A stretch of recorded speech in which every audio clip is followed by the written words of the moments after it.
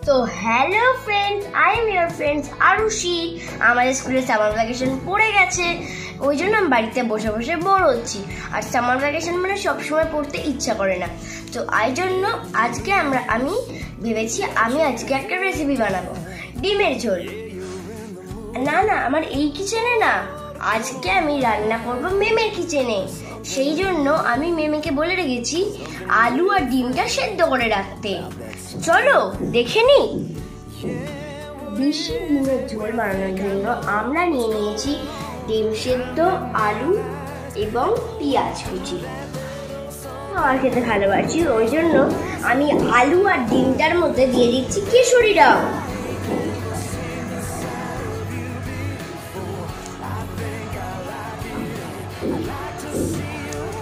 আলু আর ডিমটা পুরো বিরিয়ানির মতো রং হয়ে গেল, দেখেছো?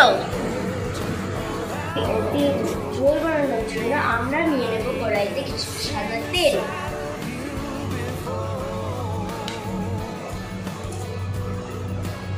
প্রথমে আমরা আলু আর ডিমটাকে ভেজে তুলে রাখবো।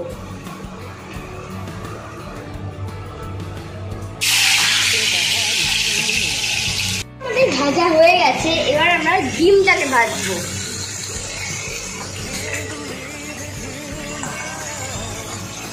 পেঁয়াজটা ভাজার আগে আমরা কড়াই দিয়ে দেবো একটুখানি চিনি, অল্প দেবো, কারণ চিনিটা দিলে পেঁয়াজগুলো লাল লাল খুব সুন্দর দেখতে হবে।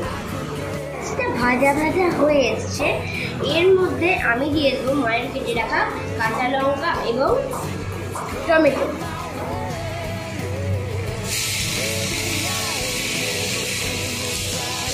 আমি একটুখানি নাড়িয়ে দেবো।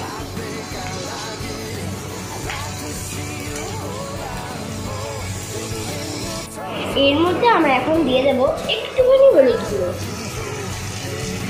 হলুদটা দিয়ে ভালো করে নাড়াচাড়া করে নেবো, নাহলে এক জায়গাতেই হলুদটা পড়বে।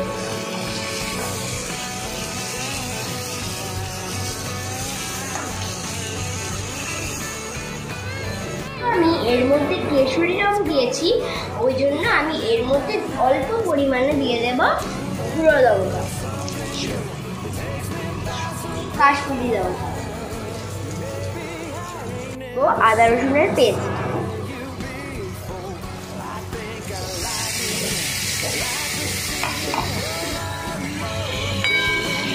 দিয়ে এবার এটাকে ভালো করে কষে নেব।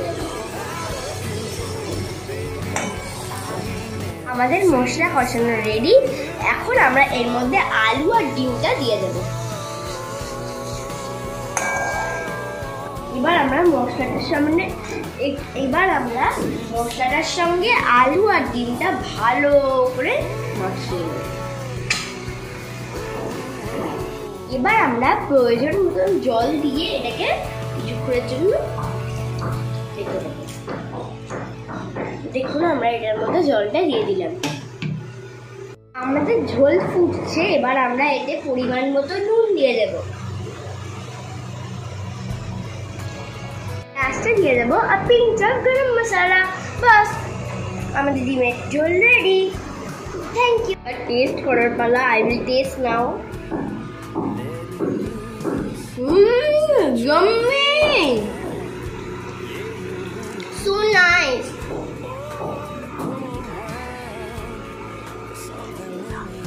দেরি না করে এইভাবে আপনারাও বানিয়ে ফেলুন দেশি ডিমের ঝোল। Thank you, by.